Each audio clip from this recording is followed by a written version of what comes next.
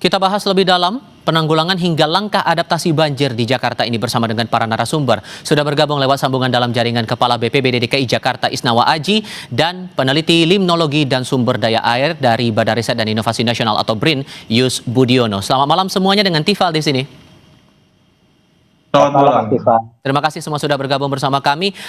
Pak Aji, sampai malam ini catatan wilayah terdampak sudah berapa titik di Jakarta, Pak? Ya, jadi begini, Mas Tifal, ya alhamdulillah ya dalam 2 hari ini kita lihat kan curah hujan jauh dari ekstrim ya, artinya sudah betul-betul melandai, yang di puncaknya kita pernah mengalami sampai 200-an RT, hampir 28 ruas jalan tergenang. Alhamdulillah sampai dengan jam 6 sore tadi saya pantau sudah tinggal 46 RT dan 1 ruas jalan tergenang. Artinya sudah banyak daerah-daerah di Jakarta yang semakin surut, yang tadi sempat mungkin 40, 60 cm, sekarang sudah mulai di angka 20-an atau 15 cm. Kira-kira gitu Mas. Oke. Dan melihat polanya, terutama kalau secara kasat mata ya saya melihatnya di pola hujannya kan tidak menentu ya Pak ya. Kadang hujan deras pada pagi, siangnya tiba-tiba cerah, sore diguyur hujan dengan intensitas tinggi dengan durasi yang cukup sebentar, malamnya tenang begitu, cukup tidak ada hujan sama sekali. Dengan membaca pola seperti ini, Anda melihat pola banjirnya di BPBD ada yang berbeda ketimbang tahun-tahun sebelumnya, Pak Aji? Sebetulnya begini, Mas. Pola banjirnya itu dari bertahun-tahun yang lalu tidak ada yang berubah. Tetapi Pak Gubernur kan meminta kepada BPBD, TNI AU, BRIN, BMKG untuk berupaya mengurangi intensitas hujan melalui operasi modifikasi cuaca. Saya nggak kebayang kalau andainya tidak ada modifikasi cuaca, pasti kondisinya bisa dari malam sampai dengan sore hari hujannya tidak akan pernah berhenti. Saya meyakini bahwa dengan berhenti walaupun setengah jam, 15 menit itu menandakan bahwa upaya mengurangi curah hujan dengan intensitas tinggi berhasil di beberapa kawasan ini, membantu upaya untuk segera pemulihan daerah-daerah terdampak banjir. Kira-kira gitu, Mas.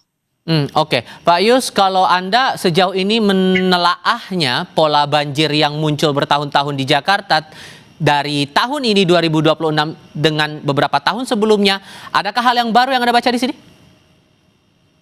Sepertinya yang 2025 dan 26 ini lebih banyak kontribusinya dari kejadian ekstrim, Mas Tiva. Jadi maksudnya begini, kalau data hujan itu diplot dari 1850 sampai sekarang, kemudian kita buat kurva distribusinya, maka 1% yang ada di ujung kanan yang ekstrim itu lebih sering terjadi.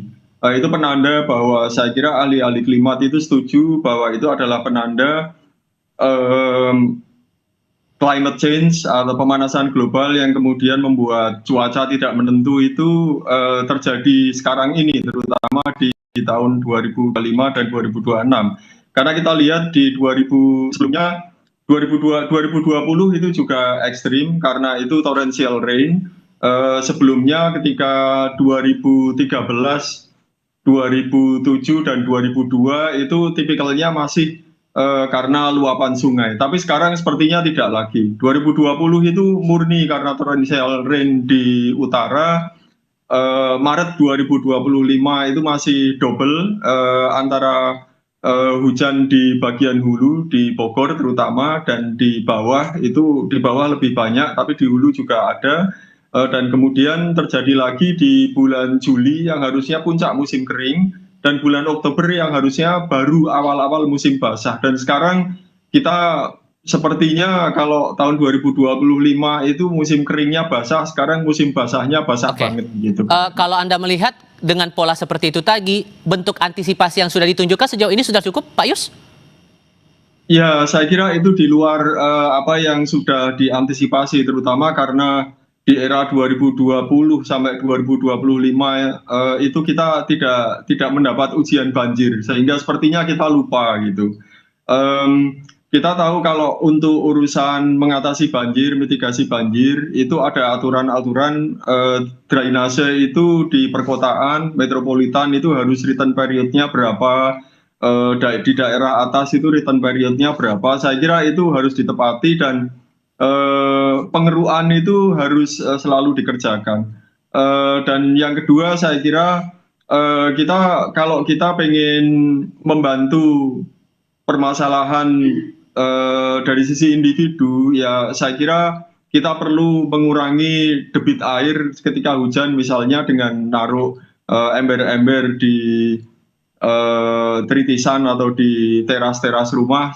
Nanti kalau hujannya sudah reda, air di sekitar kita udah agak terdistribusi, baru airnya dibuang. Oke, dan sejauh ini Pak Aji yang kami perhatikan kan upaya modifikasi cuaca itu sudah disebutkan oleh Pemprov Jakarta. Yang saya lihat tadi juga di Puri Kembangan sudah disiagakan pompa apung, kemudian pompa mobile juga berputar terus. Apakah dengan pola banjir yang ada sekarang itu sudah cukup atau ada langkah lain yang dibuat oleh Pemprov Jakarta bisa menangani banjir ini? Kita jawabnya nanti, kita akan jeda sebentar. Tetap di Kompas TV.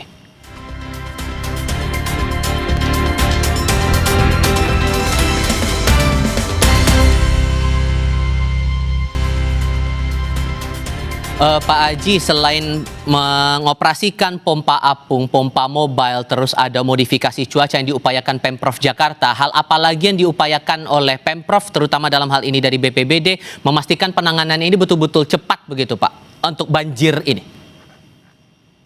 Bisa jadi begini, kita tahu beberapa waktu yang lalu Bapak Gubernur beserta jajarannya seperti Kadis Sumber Daya Air, Wali Kota, dan lain-lain melakukan peninjauan terhadap Kali Cakung Lama. Artinya Bapak Gubernur tetap berkomitmen untuk melakukan upaya-upaya pengerukan kali, sungai, waduk, danau di Jakarta. Yang kedua, tentunya tadi Mas sampaikan bahwa terus mengoperasionalkan berbagai ratusan pompa polder, rumah pompa, dan lain-lain dalam upaya mengurangi terjadi genangan-genangan banjir di berbagai kawasan yang selalu terjadi menahun. Hal yang lain tentunya Pemprov juga melakukan upaya-upaya seperti misalnya menambah ruang-ruang terbuka hijau sebagai daerah tangkapan air. Kita tahu ada 2 danau di hulu ya, Cimahi ya, termasuk juga danau yang ada di kawasan Ciawi. Itu kan bagian ya untuk sebagai tangkapan air yang ada di sana, termasuk dibuat di Ciliwung. Artinya berbagai upaya terus dilakukan untuk mengoptimalkan peran mitigasi kebencanaan khususnya banjir di berbagai kawasan di Jakarta gitu Mas. Baik, Pak Yus, menurut Anda langkah-langkah itu sudah bisa cepat untuk menangani banjir di Jakarta itu Pak? Ya, saya kira Pemprov perlu melihat ulang perda yang sudah dibuat tahun 2012, perda nomor 1 kalau nggak salah. Di sana ada bagaimana Jakarta itu mestinya menangani banjir dengan membagi Jakarta bagian utara menjadi 66 sistem polder. Tadi disampaikan Pak Haji, ada waduk-waduk itu tidak harus ada di upland saja, tapi DKI sendiri di dalamnya dari 66 sistem polder itu juga harus ada waduk, retensi atau penampungan sementara, dan kemudian sistem pompanya. Saya kira itu yang bisa saya komentari dari kebijakan yang ada sekarang. Oke, nah Pak Aji, hal lainnya juga karena banjir ini jadi temannya Jakarta terus setiap tahun Pak, pastikan ada sisi adaptasi, memastikan bahwa warga tetap harus bekerja, berkegiatan, tapi tidak begitu terdampak besar terhadap banjir ini. Konteks adaptasinya ini sejauh mana BPBD memberikan rekomendasi ke Pemprov untuk perbaikannya begitu, biar warga nggak terdampak cukup besar lagi gara-gara ini?